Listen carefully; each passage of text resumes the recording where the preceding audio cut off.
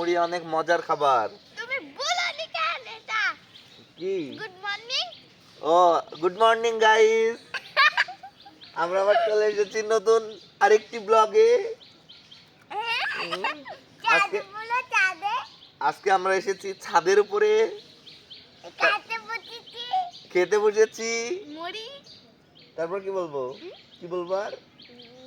খাচ্ছি মুড়ি। Like comment, like comment subscribe করে দিবেন। নূর এক গ্লাস শেষ করে ফেলছে, ওকে আরেক গ্লাস দিচ্ছি। এটা যদি ছোট আপা জানতে পারে তাহলে আমার খবর আছে। আসসালামু আলাইকুম। ভাগ্না ভাগ্নিদের নিয়ে রস খেতে বসেছিলাম, মুড়ির সাথে খেজুর রস। এই শীতের সকালে কি যে মজা, এটা আপনাদের বলে বোঝাতে পারবো না। তো খেতে বসে তাদের নিয়ে বিভিন্ন ধরনের মজা করছিলাম। ভিডিও শেয়ার করে দেন, ভিডিও লাইক, ঠিক আছে? নাও গাইস, আমাদের আমি ঢেলে দিই, আমি ঢেলে দিই। রসের মেলা। রসের মেলা শিখো। হ্যালো গাইস, হ্যালো গাইস, নূর আর নোহা খাচ্ছে।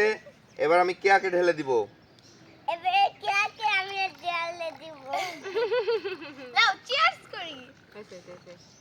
হ্যালো গাইস, আমরা রাখো, ওখানে রাখো। অসাধারণ।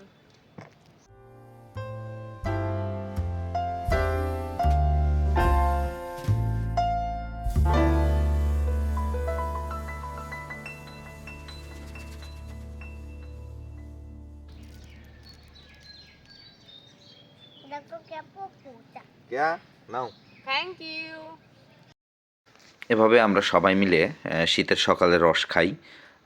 এই রস খাওয়া এখন আর আগের মতো হয় না, যদিও আমরা বিভিন্ন ভিডিওতে এখন দেখি সবাই রস খেতে যায়, কিন্তু আমাদের ছোটোবেলায় রস খাওয়া বা শীতের সকালের রস, এটা একটা আলাদাই মানে ভাইব তৈরি করতো। তো এর মধ্যে দেখা যাচ্ছে যে নিচে ভাপা পিঠা হয় বা বাসায় ভাপা পিঠা তৈরি হয়। তো ভাপা পিঠা ওইদিকে হয়, আমরা রসমুড়ি খাই, তারপরে শীতের সকালগুলো এনজয় করতাম। বা নূর এক গ্লাস শেষ করে ফেলছে, ওকে আরেক গ্লাস দিচ্ছি। এটা যদি ছোট আপা জানতে পারে তাহলে আমার খবর আছে।